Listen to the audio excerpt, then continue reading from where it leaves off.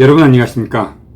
오늘 한편에서는 윤석열이 이른바 최고의 실력과 최고의 성품이라는 인사 기준에 의해 뽑아왔다는 소위 제1차 내각의 장관 후보자들에 대하여 나름대로 제가 보고 있는 이 사람들의 청문회와 관련하여 그 전망에 대해서 몇 마디 말씀드려보고자 합니다.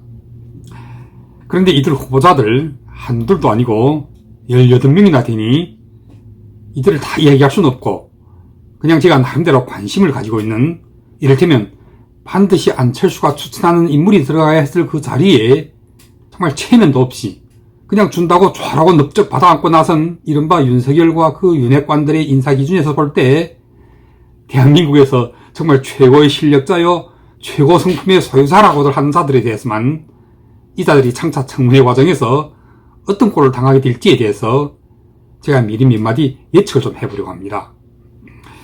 그런데 오늘은 우선 이 18명의 후보들 가운데 오히려 총리 후보자 한덕수보다 더 핫한 대한민국의 국민 절반이 윤석열과 이재명으로 갈라져 서로 지지하고 반대하고 있는 것과 똑같이 이 한동훈이 법무장관 후보자로 임명된 데 대해서도 윤석열이 지지층에서는 모두 최고의 후보요, 그야말로 윤석열의 신이 한 수요, 지어는 이 한동훈이야말로 의심의 여지가 없는 이 윤석열 정부의 최고의 실세, 실질적인 제2인자나 다름없다고 주장하고 있는 사람들이 아주 많으며 온갖 칭찬 일대로 뒤덮여 있잖아요. 그리고 다른 한편, 그러니까 이재명의 지지층에서는 이 한동훈에 대하여 좋게 말하고 있는 사람들이 단 한 사람도 없죠. 그런데 100이면 100 모두가 한동훈에 대하여 나쁘다고 말하고 있고, 거기에 더해 불행하게도 윤석열이 지지층에서, 그러니까 보수파 국민들 속에서는 결코 100이면 100 모두가 한동훈을 법무장관 후보자로 낙점한 데 대하여 이걸 불안하고 나아가 부정적으로 보고 있는 사람들이 꽤 있다는 사실입니다. 그렇다면 저는 어떻게 생각하고 있는가? 솔직히 개인적으로 저는 최소한 문재인 정부의 법무장관이었던, 물론 그걸 몇 차 못했죠. 한 달 남짓 했나요? 조국 전 법무장관에게 비하면 저는 한동훈이 훨씬 더 낫다고 생각합니다. 그리고 나아가 지난 문재인 정권 말기 계속 이 한동훈과 이름이 함께 오르내리곤 했던 유시민, 저는 이 유시민과 한동훈이 사이에서도 마음이 유시민보다는 훨씬 더 한동훈에게 가했음을 인정합니다. 한동훈 진짜로 문재인 정권 하에서 윤석열 못지않게 많이 당했죠. 그래서 저는 윤석열이 대통령으로 당선되고 나서 이 한동훈을 법무장관 후보자로 임명한 데 대하여 좀 놀라긴 했지만, 그러나 가만히 따져보면 그가 법무장관을 맡기에는 너무 젊다거나 또는 법적인 힘력이 너무 일천하다거나 하는 그 진보 좌파 쪽의 반대파들이 주장에는 동의할 수가 없습니다. 우선 너무 젊다고 하는 이 이유가 성립되지 않는 것이, 노무현 정권 당시 법무장관 강금실은 46세에 임명됐죠. 그런데 한동훈은 지금 49세니 강금실보다 오히려 3살이나 더 많습니다. 때문에 너무 어리다 이렇게 말할 수는 없죠. 또 법적의 경력이 일천하다고 하는 주장도 역시 이유가 성립되지 않는 것이, 그럼 문재인 정권의 조국 법무장관은 이분은 그냥 대학 교수, 물론 법대 교수긴 합니다마는 필경 교수는 실전 경험이라고는 거의 전무한 백명서생 아닙니까? 물론 아직 한동훈의 경우 그의 개인과 배우자, 그 일가족에게서 어떤 비유가 있는지에 대해서는 아직 크게 별로 드러난 것이 없고, 또 제가 따로 뭘 알고 있는 것도 없으니 저는 말을 못하겠지만 틀림없이 한동훈의 청문회가 가장 요란할 것입니다. 그렇지만 어쨌든 장관은 야당이 반대하고 결과 청문회에서 부적격 판단을 받더라도 대통령이 임명을 강행하면 되는 것이니까 한동훈은 법무장관이 임명될 거예요. 이에 대해 더불어민주당 쪽에서도 감히 뭐라고 반박할 수 없는 것이, 문재인 정권에서도 그렇게 강행해서 임명됐던 장관급의 인사가 장만치 30여 명에 달하니까 말입니다. 이런 걸 가리켜 자승자박이라고 하는 것이 아니겠습니까? 자신의 밧줄로 자신을 묶게 된 것이고, 나아가 자기들이 만든 함정에 이번에는 자기들이 빠지게 된 꼴이 나게 생긴 것이 아니고 뭡니까? 그런데 그럼에도 불구하고 더불어민주당이 결코 속수무책으로 가만히 당하고만 있을 수는 없는 것이, 문재인 정권 하에서 비록 30여 명을 임명 강행했지만 그들도 역시 당시 야당이었던 보수파 국힘당의 비토로 거의 10여 명이 낙마를 했었거든요. 그 10여 명 가운데 아주 유명한 몇 분들은 제가 이름까지도 지금 기억하고 있는 분들이 여럿 있는데, 이를테면 바로 그 법무상관을 시키려고 했던 안경환, 이분이 젊었을 때 여자 도장을 위조해가지고 몰래 혼인신고를 했던 그런 웃기는 일이 있지 않고 있었습니까? 근데 지금 와서 보면 그것도 정말 한심한 것이 그게 그 사람이 40여 년 전에 있었던 일이라고 하잖아요. 그렇게나 법무상관이란 자리는 일단 도덕적으로 정말 그 누구보다도 깨끗하지 않으면 안 되는 그런 막중한 자리인 것입니다. 틀림없이 한동훈도 신선이 아닌 이상, 밥 먹고 사는 사람인 이상 누구라도 털면 틀림없이 먼지가 나올 것이 아니겠습니까? 근데 그게 먼지일지 아니면 흙덩이나 돌덩이 같은 큰 비위덩어리가 불거지 나올지는 좀 기다려봐야 알겠지만, 만약 한동훈에게 별 문제가 발견되지 않아서 무난하게 청문회를 통과하거나, 그렇지만 제가 보기에 절대로 더불어민주당은 한동훈을 통과시켜주지 않을 거예요. 어떻게든지 떨어뜨리려고 하지 않겠습니까? 자, 그렇게 되면 어떤 결과가 발생하게 될까요? 지금부터 오늘 논평의 핵심 문제로 직방 들어가겠습니다. 지금 한동훈 후보와 또 다른 한 사람이 아주 중요한 후보의 운명이 함께 연동이 되어 있는데, 그가 누구냐면 다름 아닌 바로 국무총리 후보 한덕수입니다. 왜 한덕수와 한동훈의 이번 청문회의 운명이 함께 연동이 되어 있으며 최종적으로는 한동훈이 법무장관에 임명되느냐 못 되느냐에 따라서 한덕수의 운명도 함께 결정된다고 주장하고 있는 것일까요?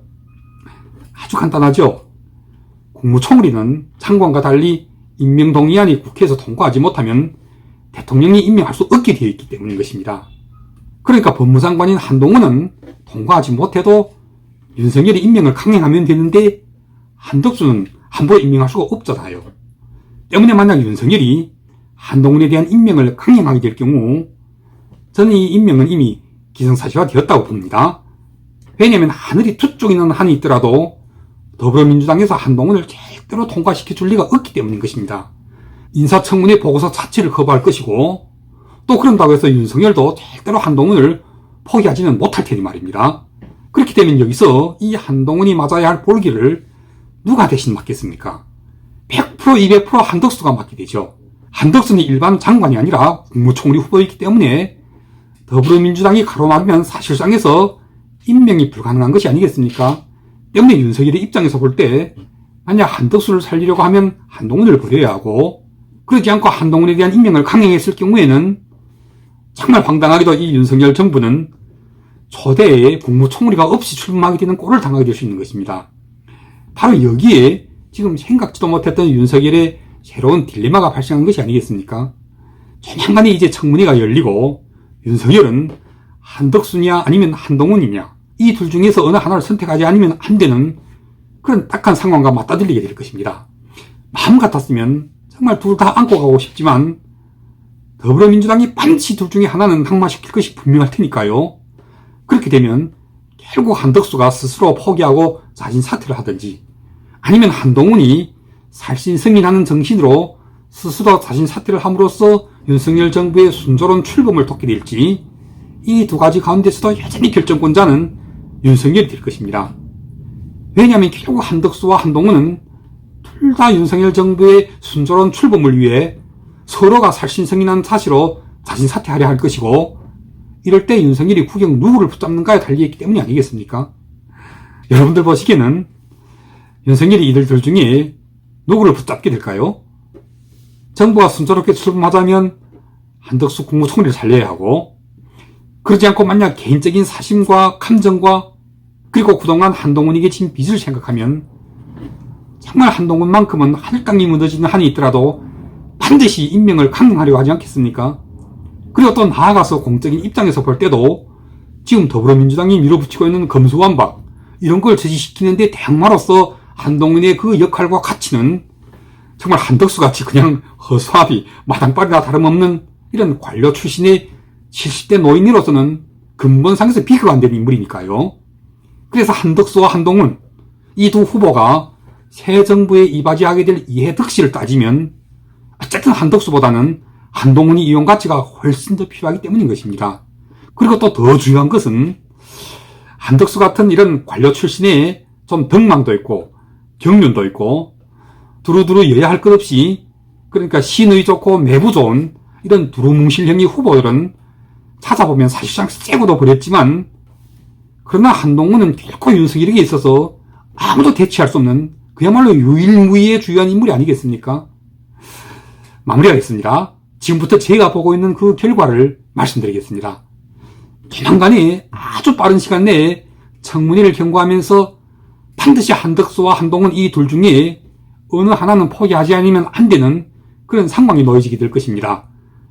한덕수가 국무총리에서 낙마로 몰리는 위기가 오면 틀림없이 한동훈 쪽에서 먼저 스스로 자진 사퇴하겠다고 나서겠지만 윤석열은 절대로 한동훈을 놓아주지 않을 것입니다. 그렇기 때문에 결과는 한덕수가 한동훈 때문에 낙마하는 모습을 모두 보게 될 것입니다. 마지막으로 한마디만 더 할게요. 여러분들은 모두 이 윤석열 정부의 초대 국무총리 안철수가 스스로 고사한 것처럼 알고 계신지 모르겠지만 그런데 그게 아닙니다. 지금 여기저기서 새어나오고 있는 정보들을 규합해보면 윤석열 본인은 물론 그 주변의 윤핵관들도 모두가 처음부터 안철수에게 총리를 맡기려는 마음이 근본상에서 없었음을 알 수가 있습니다. 저는 한덕수 100% 낙마하게 될 것으로 봅니다. 그때 가서 이자들은 어쩔 수 없이 다시 또 안철수를 불러내려고 할지도 몰라요. 이미 내각의 장관 후보자들 나중에 다 자기들이 결정해놓고 나서 그 이름하여 최고의 성품, 최고의 실력자들 가운데서 골라왔다고 하는 한마디로 엉터리 장관 후보들을 한 무리씩이나 거느리고서 안철수가 과연 총리가 되어 그냥 마당발 허수아비 노릇이나 하게 될 그런 일이 있을 수 있을까요? 아무튼 지켜볼 일이긴 합니다만은 그럼 오늘 방송은 여기까지 하겠습니다. 아주 빠른 시간 내에 다시 또 찾아뵙겠습니다. 감사합니다.